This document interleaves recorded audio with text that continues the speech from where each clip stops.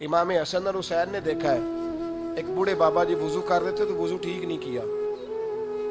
दो बातें हो सकती ना, कि मैं शेर खुदा का पुत्र हूं, मैं तुम्हें बताता हूं वुजू कैसे करना, और अहले बैत का अदब वैसे भी फर्ज है, वाजिबात दीन में। वुजू ठीक नहीं किया तो शहजादे अब एक दूसरे से मशवरा करने लगे कि बाबा जी को बताना है वुजू कैसे करना चाहिए। तो कैसे बताएं? हमारे यहाँ अल्लाह खैर करे, खुदा खैर करे, किसी को पता चल ना जाए मसले का। अगर पता चल गया तो फिर सारी मस्जिद के नमाजियों की खैर नहीं, वो सबको बताएगा कि तुम सारी गलत नमाज पढ़ते हो, पहले मेरे पास आओ, मिठाई का डब्बा लेके मुझे उस्ताद बनाओ, मैं तुम सब की नमाजें सही कराऊंगा, उसके बाद फिर बात को आगे लेके चलो। बड़ी तेजी से ठहर जाए, अभी थोड़ा गौर करें, रुकें। तबलीग का एक अंदाज है, उदउ इला सबील रब्बिका बिल हिकमा। जब किसी को रब की तरफ बुलाना है तो जरा दानाई के साथ बुलाना है, हिकमत के साथ बुलाना है। हसनैन करीमैन बैठे, अब दोनों भाई आपस में मशहूर। उम्र कितनी है? 7.5 साल, 8.5 साल। मुशावरत हो रही है कैसे बाबा जी को बताना है। अब बात तय हो गई, आंखों आंखों में तरीका वज़ा कर लिया। तो हजरत इमाम हसन फरमाने लगे, बाबा जी माशाल्लाह आपको वुजू करते देखा है, जरा हम दो भाई भी वुजू करने लगे, जरा देखिएगा भला किसका सही है, ये जरा देखिएगा। वुजू तबलीग करने का भी तो कोई तरीका होना चाहिए ना, जरा देखिएगा वुजू किसका वुजू ठीक है, जरा देखिएगा। तो बाबा जी ने कहा चलो बेटा दिखाओ। वुजू किया दोनों शहजादों ने। ये शहजादे हैं ना, और ये वो शहजादे हैं जो क़यामत में जन्नती जवानों के सरदार बनेंगे। क्या रंग है, क्या अंदाज है। वुजू किया तो जब वुजू मुकम्मल हुआ तो बाबा जी ने उनको वुजू कर रहे हैं, वो तकरीर नहीं सुना रहे, वो शेर नहीं सुना रहे, कोई रिकत वाली। उन्होंने वुजू किया, जब वुजू मुकम्मल हो गया तो बाबा जी रो पड़े और चलने लगे। तो इमाम हसन फरमाने लगे, बाबा जी कहाँ जा रहे हो, जरा रिजल्ट का ऐलान तो कर दो। तो बाबा जी कहने लगे, पुत्र तुम दोनों का ही ठीक है, मेरा ही नहीं ठीक था, आइंदा से सही किया करूंगा। मुझे समझ आ गई है, ये तरीका है रसूलुल्लाह के खानदान, ये नबी करीम के खानदान का। हमारे यहाँ किसी बुजुर्ग को जब मशवरा देना हो ना, आपने ये बात याद रखनी, किसी बुजुर्ग को मशवरा देना हो तो डायरेक्ट नहीं देना चाहिए, ये मना है। पता है आपको? तवज्जो है मेरी बात पर? पूरे आदाब का ख्याल करना है।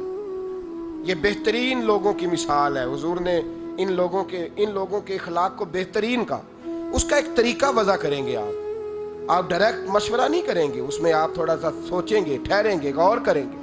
हजरत जनाब सैयदना शेखुल इस्लाम वल मुस्लिमीन ख्वाजा कमरुद्दीन सियालवी रहमतुल्लाह तआला, अभी कुरूने उला का वक्त नहीं, ये हमारे पास के बुजुर्ग हैं, अभी उन्हें कुछ अरसा हुआ दुनिया से रुखसत हुए। शेखुल इस्लाम ख्वाजा कमरुद्दीन सियालवी रहमतुल्लाह अलैह ना पिंडी के इलाके में किसी सैयद आलिम के पीछे नमाज पढ़ी।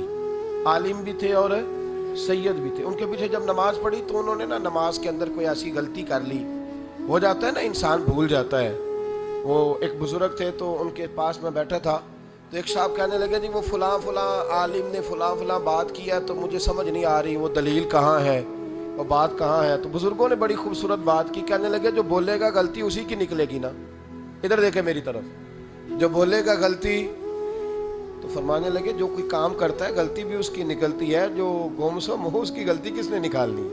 तो कभी नमाज बंदा पढ़ाता है तो उसमें भूल भी जाता ही है। तो ये कोई इतना बड़ा मामला, बुजुर्ग थे, सैयद थे, नमाज पढ़ाई, कहीं भूल गए, गलती हो गई, पता चला कि नमाज नहीं हुई, सारे लोग बैठे थे।